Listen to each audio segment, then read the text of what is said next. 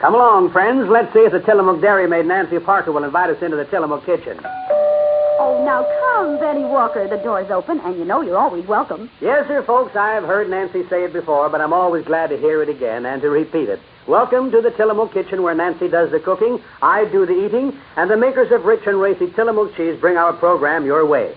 I'll have a story to tell in a while, but first, Nancy, I brought you a present today. Why, Benny, how sweet of you. Oh, shucks, it's nothing. Here it is anyway. Well, rather strange wrapping for a present, isn't it? But I guess all men do hate to fuss with fancy wrappings and ribbons. Yeah, that's the way it is. Looks a little as though this present may have come from the meat market. Yeah, well, open it and see. All right. Why, Benny Walker, a whole package full of wieners. Yeah, well, you said that... Wieners? Yeah, to go with today's potato salad, like you promised last week, remember? Oh, for heaven's sake. Well, I thought a few little odd hot dogs might look mighty nice, you know, lined up on a big platter full of potato salad and, well, me standing right by with my fork in the hand, you know. Yes, I guessed. Well, I suppose I might as well put them on to cook. Ah, yes, and I'll see about that potato salad in the refrigerator, too. Oh, well, if you can see any potato salad in the refrigerator, you need new glasses then, or maybe you should join a magician's show. No potato salad? Well, not in the refrigerator, Benny. Not hot potato salad in the refrigerator. Hot potato salad? Mm-hmm. Sounds a little doubtful to me. Not what I used to have on Memorial Day picnics, no. Well, no, but very fine for that dinner out in the patio or for a meal that needs both a tasty, snappy hot dish and an informal air. Hot potato salad. Bless my soul. Well, what I want to know is, how do you go about perpetrating such a fraud? It is not a fraud. It's Tillamook hot potato salad, and it's very good, as I can prove to you in just a few minutes. And then are you going to tell me how to make this Tillamook hot potato salad? Well, yes, I think I will later on while you're, shall we say, making a closer acquaintance with it. What Nancy means to say, folks, is that while I'm busy with a fork, you can get busy with a pencil and paper and take down the recipe for Tillamook hot potato salad as Nancy gives it to you. Well, that is, if you want the recipe to use this weekend. And remember, you can always get the recipes Nancy talks about here in the Tillamook kitchen simply by writing for her newest recipe folder called Springtime Specials from the Tillamook Kitchen.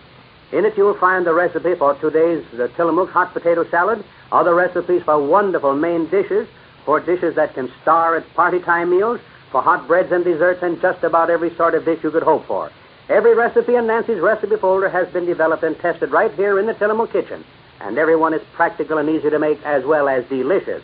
You can get your free copy of Nancy's recipe folder simply for the asking.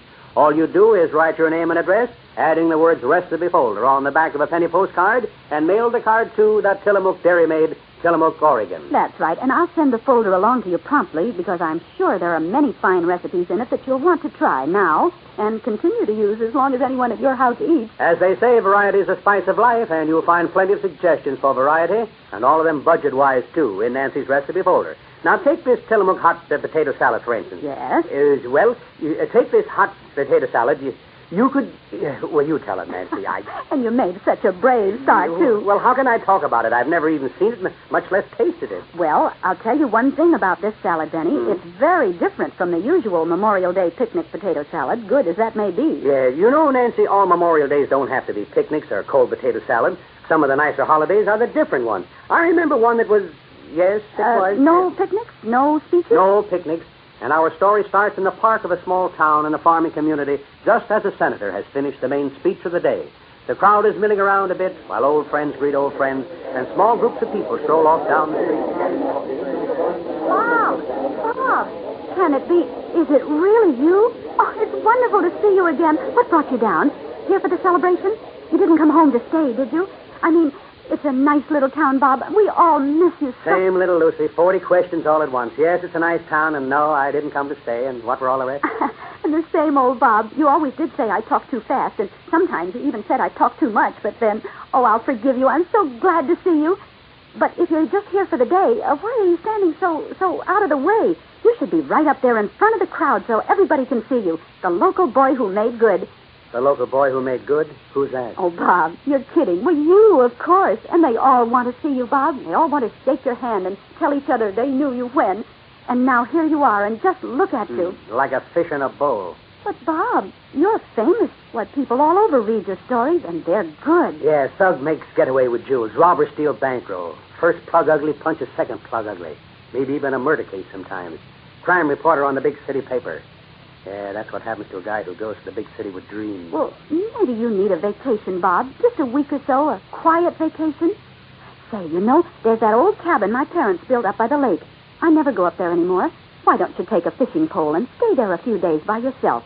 It's so nice and peaceful. With nothing but the birds singing and maybe the frogs croaking at each other all night? Well, you used to like it when we were just kids. It would drive me nuts for sure. Oh, we used to have such fun, Bob. Remember how we used to swing on that old fence gate in front of my house? And how that darn thing squeaked.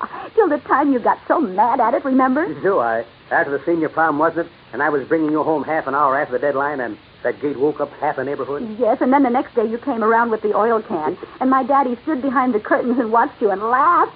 And then when he caught his breath again, he made a very solemn prediction. There's a man who's really going places in this world. Kind of glad you never got a chance to read my famous news story. And the carnival. Remember, Bob, every year the carnival came to town and we went. Remember that merry-go-round horse that was always my favorite? Yes. White with a red and gold saddle and a silk tassel straight up from his head. Oh, wouldn't it be fun to go again and see if the same horse is still riding around on that same merry-go-round? Say, you aren't trying to sell me this town, or are you? Well, the newspaper is looking for a new man. They need a good reporter, Bob. Someone who knows this town and knows a lot about the city and other things, too. You could get that job. Sure, I suppose, and spend the rest of my life writing about how last year Farmer Smith raised bigger pumpkins than Farmer Jones. Nothing doing, Lucy. This peace and quiet stuff may be all right for some people, but me, I'm not having any. The town needs a good man to help run it, Bob. Now that I've taken over the house and the property, I can see some things that I'd like to have changed. Why, there's a stretch of sidewalk down there. Okay, so there's a piece of sidewalk. And if it's falling apart, let the street commissioner or somebody fix it. Come on, Lucy, let's go stir up some action around. This town is so darn sleepy and... Well, we could go back to my house and have lemonade. Lemonade? Oh, let's go. There's a crowd, some action, where something's happening. Oh, we could have lemonade on the front lawn at my house, underneath that big tree, just the way we used to when we set up the lemonade stand and charged the other kids a penny a glass. And we could ask those same kids and their kids to come and have some lemonade, too. Isn't there a nightclub or something around here someplace? A nightclub? Yeah. In the middle of the afternoon? Oh, Bob, you make me mad. Well, you haven't got the sense you had when you were 5. You don't want action and people. All you want is to stand on the sidelines and watch action and people. Why can't you be part of life? These are your people, your home folks. You need them, and goodness, they need you. Yeah, I know, to write about pumpkins and see that sidewalks get fixed, and it's not enough for me. Come on, I'll walk you home. Just a couple of blocks, isn't it? Well, all right, but I'm not sorry for what I said. I meant every word of it. Well, here's home again. You don't have to come in if you don't want to. You can just stand on your side of the gate, and I'll stand on mine. And then you can go catch that train and go back to the city where you don't belong and write your crime stories with your byline and be famous and about as unhappy as you are right now. You think I'd be happy in this town, run-down, sleepy village? Just look at your house. Needs paint. Yes, and the lawn needs cutting. And that porch rail. Someone's likely to break his neck tripping over that thing. And all it needs is a hammer and a couple of nails. You need a man around here. Guess I'd better fix that for you, Lucy. If you'll still invite me in for lemonade, that is. Oh, of course, Bob. Through the same gate as always. Oh, brother. Well, I've been waiting a long time for the right man to come back to oil that gate. Ever since the first time he fixed it, I guess. I need you, Bob. Ah, Lucy. You know, it took me an awful long time to wake up, but I think I'm beginning to see. Where I belong is where I'm needed. Right here, Lucy, where there's an oil can waiting to be used on a fence gate, and a lawnmower with a lawn to be cut, and maybe a newspaper, too, with a story to be written. Let's start with a glass of lemonade on Memorial Day, Oh, on the front lawn, same as we used to. Yes, sir, folks. Bob found himself when he found someone and someplace that needed him. One day he was editor of the local newspaper, and Bob himself wrote the editorial that finally got something done about the town sidewalks. And for all I know, Bob may be riding in front of his town's Memorial Day parade this weekend. Well, sometimes dreams do die hard, but so often the dream was, well, shall we say, a lemon to begin with, and the reality is better after all. How true, Nancy, how true. And how much nicer the reality of the Tillamook hot potato salad would be than the dream of it. And aren't those wieners I brought along just about done? I'm sure they are, Benny. If you'll just hold out your plate while I spear a couple of wieners for you. All right. And dish out a spoonful of salad from this kettle on the stove. Brass smells good, spicy. Well, looks all right, too. Kind of golden-colored potato salad with bits of red pimiento, I'll bet. That's right, Benny. And I am anxious to hear what you'll say about today's Tillamook hot potato salad. And while Benny's busy sampling, I'll give you some quick directions for making the dish. It's easy enough, but the method is different from the usual. First, you cook 6 medium-sized potatoes in their jackets, and then peel and slice them while they're still hot. Now, while the potatoes are cooking, you make a dressing or a sauce by frying 4 slices of bacon cut in small pieces, then add 1/4 cup chopped onion and 1/4 cup chopped celery, 1 chopped dill pickle, 1 tablespoon chopped pimiento, and cook all these together until they're heated through. Then you add 1/4 cup water, 1/2 cup vinegar, 1 teaspoon sugar, 1 teaspoon salt, 1/8 teaspoon paprika, and 1/4 teaspoon dry mustard, and just heat to the boiling point. Then you add 1 cup of cubed Tillamook cheese to the hot sliced potatoes and pour the sauce over all, and combine thoroughly and serve at once. And, of course, that will serve about 6, depending partly on the size of potatoes you use. Oh, say, what a dish. Like it? Oh, what a real He-Man hearty zippy concoction that was. Nancy, I take back any disparaging remarks I may ever have made about hot potato salad. Good. Yes, sir, that Tillamook hot potato salad is a dish with real oomph. Plenty of spice to make it nice, plenty of potatoes to fill up even a hungry picnicking Boy Scout, and plenty of Tillamook cheese throughout it all to give it richness and real racy flavor. And, of course, besides the richness and the flavor, there's Tillamook's easy melting quality. Tillamook melts smooth and creamy in cooked dishes of all types because Tillamook is real natural cheddar cheese made from Oregon's rich, fresh grade 1 milk prepared in immaculate cheese kitchens by expert and experienced cheese makers.